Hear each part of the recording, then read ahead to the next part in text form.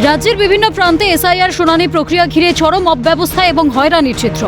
কোথাও শুনানির লাইনে দীর্ঘক্ষণ দাঁড়িয়ে অশীতিপর বৃদ্ধ বৃদ্ধারা, আবার কোথাও কাজের প্রবল চাপে রাস্তায় লুটিয়ে পড়ছেন খোদ বিএলও। এরই মাঝে চলছে প্রতিবাদ বিক্ষোভ, দিকে দিকে ক্ষোভের আগুন।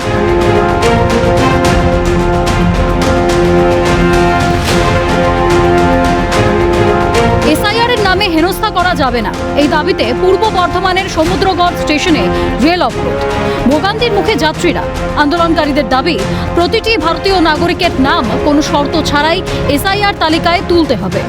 যাদের নাম ভোটার লিস্টে রয়েছে তাদের নাম অপরিবর্তিত রেখে তালিকায় স্থান দিতে হবে।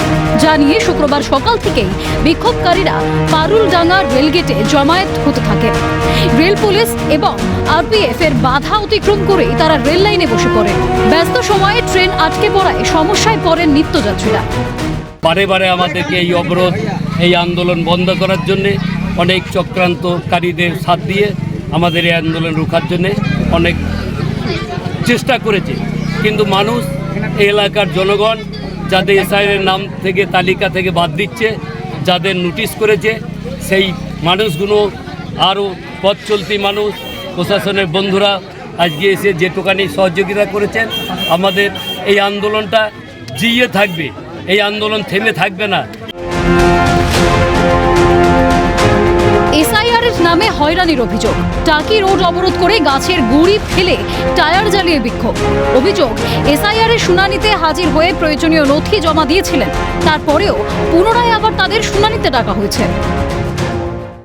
এর আগে আমাদের হিয়ারিং এ যায়নি, কিন্তু নাম ফেরতের কারণে আমরা নথি দিয়েছি, তারপরেও আবার আমাদের হিয়ারিং এ ডাক পড়েছে। আমার নথি থাকার কারণেও বারবার ডাকছে। হ্যাঁ, ইলেকশন কমিশন কি বলেছিল যে যাদের বাবার 2000 সালে নাম থাকবে, তাদের বাবার নাম থাকলে তাদের আর প্রমাণ একটা যে কোনো নথি দিলে তাদের নামটা ফেরত আসবে না।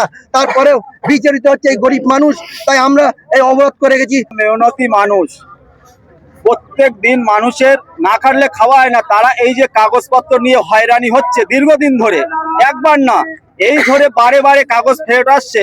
এই জন্য আজকে আমাদের অপরাধ কেন্দ্র সরকারের বিরুদ্ধে যে অপশাসন, এটা আমরা মানছি না, মানবো না।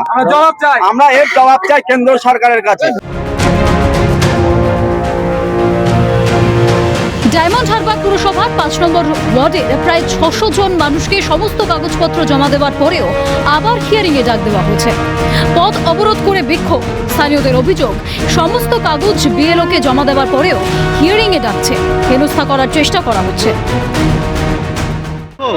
আজকে আমাদের ওয়ার্ডে 229 নম্বর বুথে 663 দিনের হিয়ারিং এসছে। বিএলও এখনো পর্যন্ত আমাদের কোনো নোটিশ সার্ভ করেনি, কিছু কিছু করছে।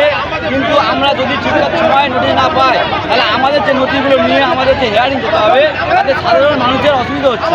এই জন্য আমাদের বক্তব্য, আমাদের ঠিক টাইমে যাতে নোটিশগুলো দেওয়া হয়, এবং যাদের নাম ঠিক আছে 2002 নাম থাকা সত্ত্বেও আমাদের হিয়ারিং ডাকা হচ্ছে। হ্যাঁ, কি হয়েছে?